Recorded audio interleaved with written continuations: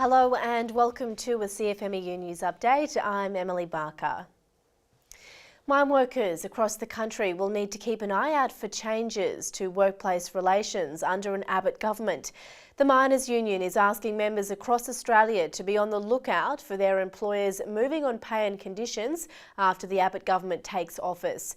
General President Tony Maher said the CFMEU will put employers and likely Workplace Relations Minister Erica Betts on notice, but he stressed workers will now need to be extra vigilant. The LNP refused to declare their full IR policies before their election win. However, an Abbott government is expected to attempt to bring back elements of their controversial work choices legislation. We already know that the Coalition will introduce changes to right of entry. They'll introduce changes to Greenfields agreements so that the Commission can just rubber stamp the employer's proposal. And they'll introduce broader individual flexibility agreement provisions, individual contracts. That's what they want. And what we don't know is what else they've promised the employers.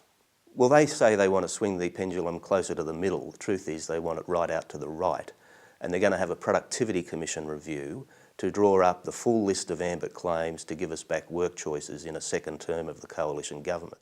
If you want to know what they really want to do to our IR laws, look at their reintroduction of the ABCC. That's clearly introducing work choices for building workers. It's the first step in a program. Rumour has it that they also want to extend that to the Maritime Union. And if they do that, then it's inevitable that we'll all end up with the most repressive labour laws in the developed world. And in a worrying sign for workers, employer lobbyists have already started pushing for a raft of industry changes even before the Abbott government has taken office. Election votes were still being counted when industry groups and company executives publicly called for changes to favour big mining multinationals, as well as calling for more power to employers, individual contracts and making it harder for union representation. Industry groups have called for less tax and regulation.